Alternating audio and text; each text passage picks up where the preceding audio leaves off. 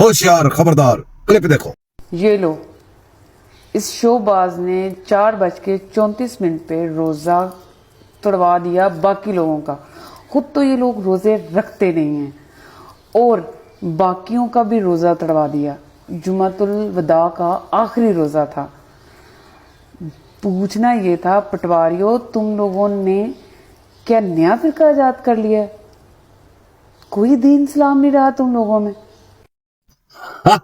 देखा क्लिप, पुराने cycle the Lal to जो पाड़ जदी ਸੀ ਨਾ ਉਹਦਾ ਮੂੰਹ ਕੱਢ ਕੇ ਪਤਵਾਰੀਓ। ਹਾਂਜੀ ਵਾਇਰਲ ਹੋ ਗਏ ਜੋ ਤੁਸੀਂ ਤੁਹਾਡੀ ਵੀਡੀਓ ਵਾਇਰਲ ਹੋ ਜਾਏਗੀ, ਚੰਗੇ ਰਹਿ ਗਏ ਹੋ। ਉਹ ਕੁੱਤੇ ਦੇ ਬੱਚੀਏ 4 ਵਜੇ ਕੇ ਐਨੇ ਮਿੰਟ ਤੇ ਰੋਜ਼ਾ ਤੜਵਾਤਾ, ਕਿੱਥੋਂ ਖਬਰ ਹੈ ਤੁਹਾਨੂੰ? ਉਹ ਤੂੰ ਤਾਂ ਬਣਾ ਰਹੀ ਹੈ ਨਾ, ਤੁਹਾਡੇ ਭਗਵਾਨ ਨੇ ਤੇ ਵਾਕਈ ਰੋਜ਼ਾ ਖੋਲਣ ਵਾਸਤੇ ਇਫਤਾਰੀ ਵਾਸਤੇ ਬੈਠੇ ਸੀ, ਰਿਕਾਰਡਿੰਗਾਂ ਪਈਆਂ ਨੇ।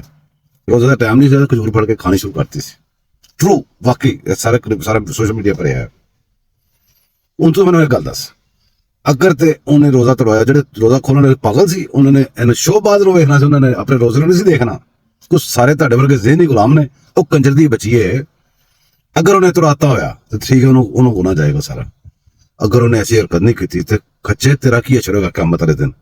ਤੇ ਇੱਥੇ ਤੇ ਤੇਰਾ ਇਹ ਪਿਆ, ਇਹ ਫਿਲਟਰ ਮੇਕਅਪ ਵਗੈਰਾ ਲਾਈਏ ਤੇ ਪਿੱਛੇ ਤੇ ਸਾਰਾ ਕੁਝ ਤਬਾਹੀਆਂ ਹੋਈ ਪਈਆਂ ਨੇ।